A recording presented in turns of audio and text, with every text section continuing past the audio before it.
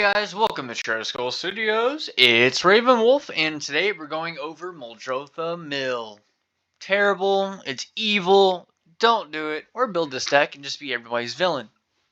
It's not a super competitive deck into Mill, and I have not put any win cons in the deck. Well, I haven't put any infinite combo win cons in the deck. And yeah, let's go and get into it, guys. And before we get started, guys, please like and subscribe and comment down below what y'all think. Going ahead, we have Muldrotha, which is during each of your turns, you may play a land and cast a permanent spell of each permanent type from your graveyard. Alright. So now we're going to go down to our planeswalkers. We have Ashiok, the Dream Render. Basically, will stop your opponents from searching the library. And then this will also mill them for 4 and exile each opponent's graveyard. Vivian of the Hunt will let us tutor for more creatures. We can mill 5, put a number of creatures into our hand. And we can also -1 make a Rhino Warrior. Vraska, Betrayal Sting. As we draw a card, we lose 1 and proliferate. We can -2 to turn something into a treasure. And then -9 is we will put everybody at least 9 poison counters. Wrenn and Realmbreaker are to mana fix ourselves. We can also make one of our lands a creature with hexproof. We can mill 3 cards, put a permanent card from our hand among the milled cards, yada yada. And you can emblem where you may play lands and cast permanent spells from your graveyard. So basically we get our commander. For our creatures, we have Archaeomancer to get some of our instant sorceries back. We have Bloatfly, and it's battlefield with 5 1/1 counters on it. If it would damage to be dealt to it, we remove that many counters, then give each player a rad counter for each 1/1 counter removed. So this is where I'm mostly building this mill deck off of rad counters. I put as many of the good rad counter stuff in here as possible. Next, we have Bloom Tender for mana rock, or a mana dork. Kangerbloom is removal and proliferation. Contaminant Grafter. When more creatures will come to our players, we proliferate. At the beginning of your end step, if opponent has 3 or more poison counters, draw a card. You may put a land from our hand onto the battlefield. So it's a little bit of ramp. It's a little bit of proliferation. Copper Longlegs. We can sack it to proliferate. Evolution Sage. When we land ETBs, we proliferate. Ezuri Stalker Spheres. We're going to proliferate. Feral Ghoul. When another creature we control dies, put 1 counter on it. When it dies, each opponent gets rat counters equal to its power.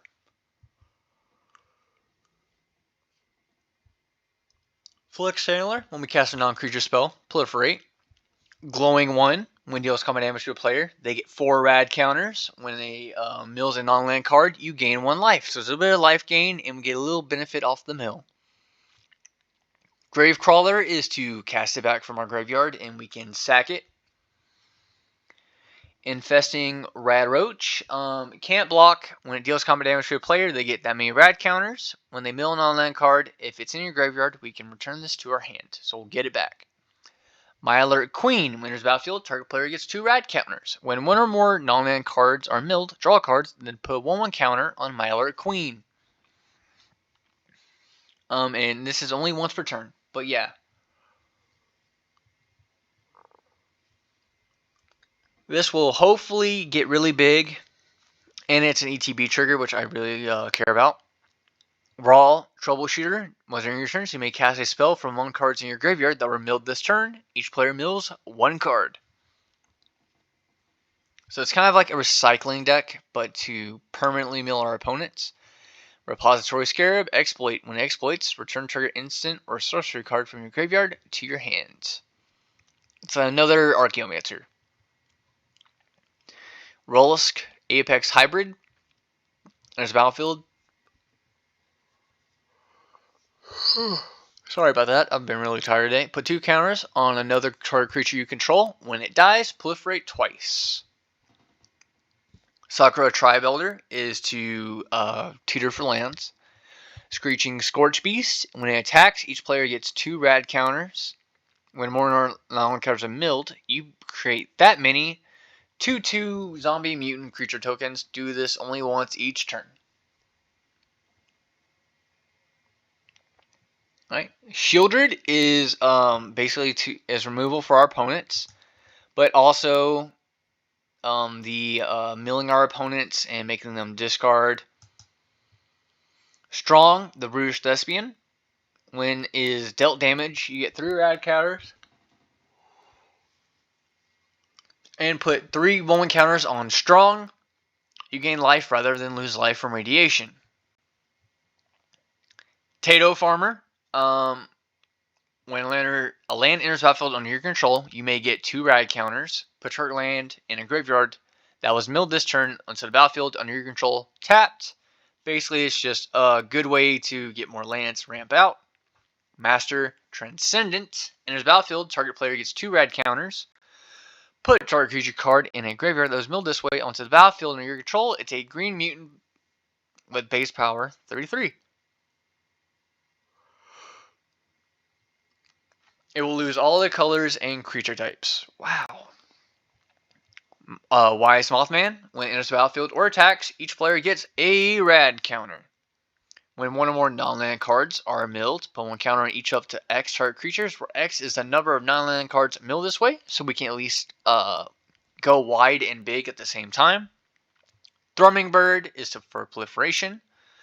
Undead Alchemist. If a zombie you control will deal combat damage to a player, instead that player mills that many cards. When a creature is put into an opponent's graveyard from the battlefield, exile that card and make a zombie. So this will also, when we mill our opponents, their creatures will get exiled so that they can't get them back. Erberg Lurgoyf. In the battlefield, mill 3 cards for each time it was kicked. Its power toughness is equal to the number of creature cards in your graveyard, and toughness equal to that number plus 1. Vexing Radgull. We deals combat damage to a player. That player gets 2 rad counters. If they don't have any rad counters, otherwise we proliferate. So this is to keep our opponents with rad counters. Vile Spawn Spider. Reach. At the beginning of your upkeep, mill a card. Sacrifice it. Create a 1/1 green insect creature for each creature card in your graveyard, so we can make a bunch of 1/1 insects. Zealous Sanity Flare. Well, let me go there. Whenever a player mills 1 or more cards, you create a 1/1 black horror creature token. Target player mills 3 cards. Choose the background. We don't care about the choose the background part, but like I said, a bunch of creatures that with ETB triggers or at least ways to give our opponents rad counters to make them mill. For our sorceries, we have Carnivorous Canopy is removal, and if we kill something small, we will proliferate. Coerced Confession. Target player puts the top 4 cards of his or her library into his graveyard. You draw a card for each creature card put into the graveyard this way. So if we aren't exiling their stuff, we can at least draw cards. And it's 5 mana to mill our opponent for 4. Drown in Ichor. Target creature gets -4/-4, proliferate. Farseek is a ramp spell. Nuclear Fallout is our board wipe and rad counters for each player. Planar-wide Celebration. This is to get stuff back from a graveyard and proliferate. Thirsting Roots is a ramp spell and it proliferates. Villainous Wealth is to basically get rid of our opponent's cards and we can get their spells. Witherbloom Command is removal and basically we can also mill our opponents and get lands from our graveyard. Instance is Atomize. Destroy target non-land permanent. Proliferate. Brain Freeze. Target player puts the top 3 cards of his or library into his or graveyard. We're probably going to storm off. Didn't Say Please is a counterspell that we will also mill their opponent. Mutational Advantage. If we put counters on things that we want to keep alive, we can make them hexproof and indestructible. and it proliferates. Putrefy for removal. Rad Storm for proliferation and storm. Resculpt for removal. Ripples of Potential. This is to protect our stuff. Seed Time for an extra turn if our opponent tries to counter us. Altar of Dementia for mill.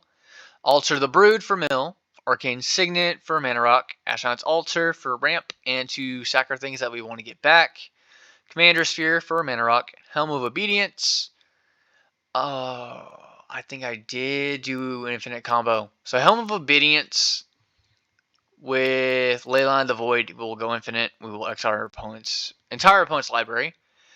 Nuka Nuke Launcher has +3/+0 Intimidate. When it attacks, until the defending player's next turn, that player gets 2 rad counters whenever they cast a spell. So if our opponent tries to storm off or do a bunch of shenanigans, that will get punished for it if they don't win. Panharmonicon to double our ETB triggers, and Soul Ring for a Mana Rock. Inexorable Tide, when we cast a spell, proliferate. And True Alarm to do some infinite combo shenanigans. Leyline of the Void is for Helm of Obedience. Helm of Obedience says, put the top card of target opponent's library into the graveyard. Continue doing this until you have milled X cards or a creature has been put into the graveyard, whichever occurs first. If the last card put into a graveyard is a creature card, bury Helm of Obedience and put that creature into play under your control as though it were just cast. X cannot be 0. Basically, we're going to pay 1 mana with Leyline of the Void in exile of target opponent's library, because it doesn't stop until it sees a creature hit their graveyard from itself. Struggle for Project Purity. We choose Brotherhood or Enclave. Brotherhood is the beginning of your upkeep. Each opponent draws a card. You draw a card for each card drawn this way, which is pretty good. Or whenever a player attacks you with 1 or more creatures, that player gets twice that many rad counters. So they will be milling themselves for attacking us. Vault 12 is the Necropolis. Each player gets 3 rad counters. Create X 2/2 Black Zombie Mutant creature tokens, where X is the total number of rad counters among players. You put 2 1/1 counters on each creature you control that's a zombie or a mutant. So pretty good, and we get to kind of like buff up our mutants and zombies. For lands, I did go a little fancy. We have Breeding Pool, Command Tower, Dreamroot Cascade, Evolving Wilds, Exotic Orchard, 9 Forest, 8 Islands, Morphic Pool, Myriad Landscape, Overgrown Tomb, Rejuvenating Springs, 6 Swamps, and a Watery Grave. Altogether, this deck is $407. So it's not too expensive comparatively, because you should have some of these cards. The Helm of Obedience you probably don't have, which is fair. But yeah, all these other pieces are pretty cheap. Let's go ahead and playtest it, guys. You see that it's pretty evenly across the board. We're losing a little bit on black. Playtest this. Turn 1, we will draw. Dreamroot Cascade. We'll put it in play tapped. No, we don't. We won't do that. We're going to do a Forest. Forest for Altar the Brood. Next turn.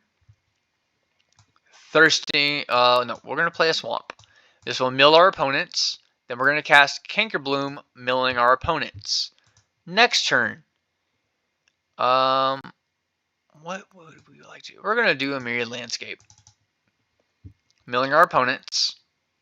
And then we'll cast Thirsting Roots. We're going to go grab an island.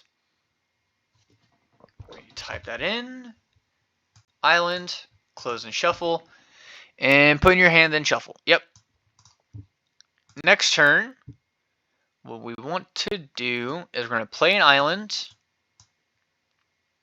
And we're going to go ahead pay this. Crash Myriad Landscape. View Library. We're going to get 2 more islands. They come in play tapped. Milling our opponent for 3 this turn.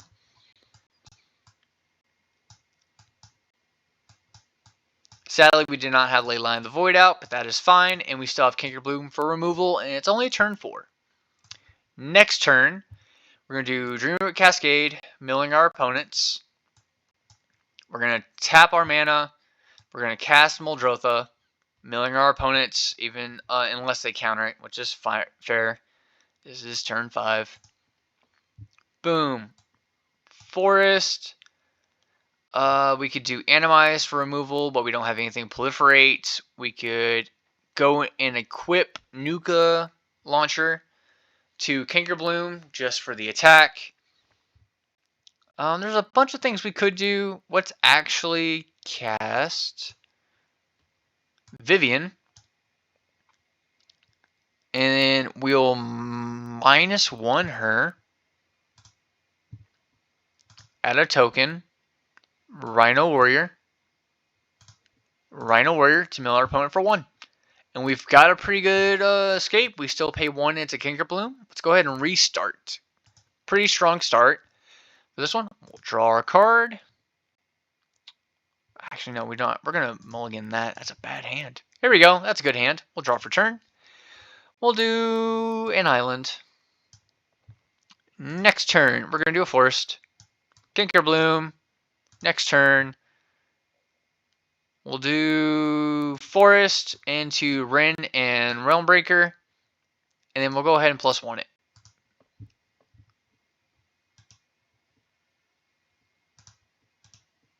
And we'll, nope. Set. There we go. Boom. Next turn, we're going to do a swamp. And what we'll do is we're going to tap, tap, tap, Ashiok, removing a loyalty counter to mill our opponent. For this one, we're going to -2. And we mill 3. 1, 2, 3. And we're going to put a permanent into our hand. We're going to put Undead Alchemist and the Spider. And then we still have Kinkerbloom for removal. Next turn, turn 5, Rejuvenating Springs. And we're going to go ahead and cast Undead Alchemist, leaving mana open. Next turn, we have the Wise Mothman. But we don't need the Wise Mothman yet, unless we want to. So what we'll do, tap, Arcane Signet. We'll mill target opponent for 4, exiling any creatures. We'll say we get 1 creature off of them.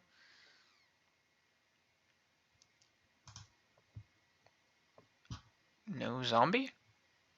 Zombie! We make a zombie. Alright, so we have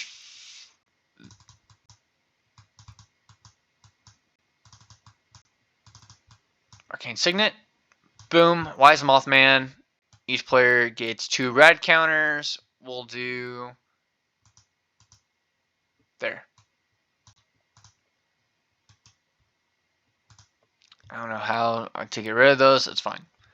Go to our next turn. This is turn 7. We're going to mill 2. And for each non-lands, I think it's like you lose a life or something like that. But yeah, we mill ourselves for 2. We mill ourselves away 2 lands. Let's go again. We'll draw because I like this hand. We'll do Rejuvenating Springs. Turn 2. We'll do a swamp. Altered Dementia. Next turn, do an island. Oh, we got our big stuff out. We'll do Bloatfly, which has 5 counters. So we can start milling our opponents, or we can start giving them rad counters. Turn 5. We didn't get to ramp at all. I'm kind of sad. And we don't have the right colors to do. Actually, we do. We're going to do that. And we'll cast this dude. Then we'll put 2 +1/+1 counters. So we have a Bloatfly that we can start swinging. Next turn, Sock Orchard. We could cast Muldrotha if they killed our things.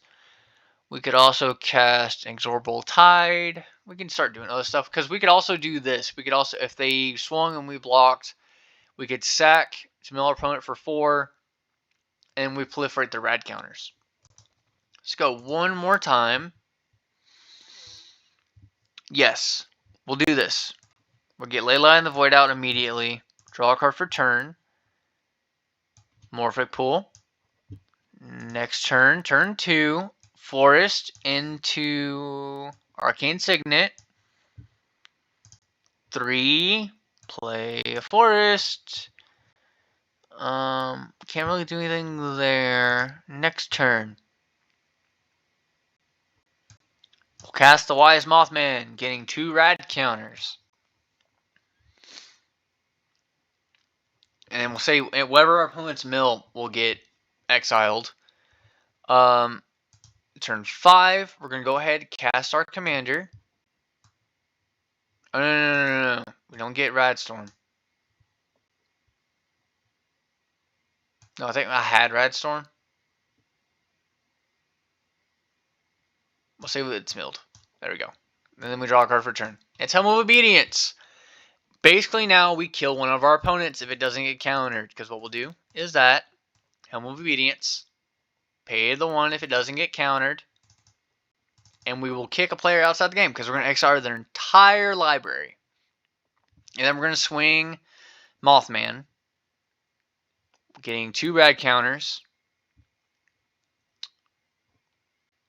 In turn 6, we could cast Muldrotha. Play a land for turn. With that land, we tap Helm of Obedience if it's still there. Kill another opponent. There you go, guys. That's how this deck plays. It's just...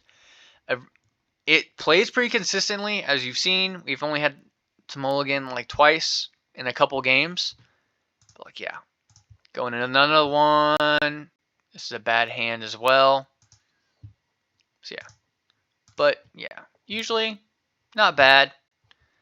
But, yeah, guys. I'll see y'all again next time. And again, guys, please like and subscribe. It helps out the channel. Bye-bye.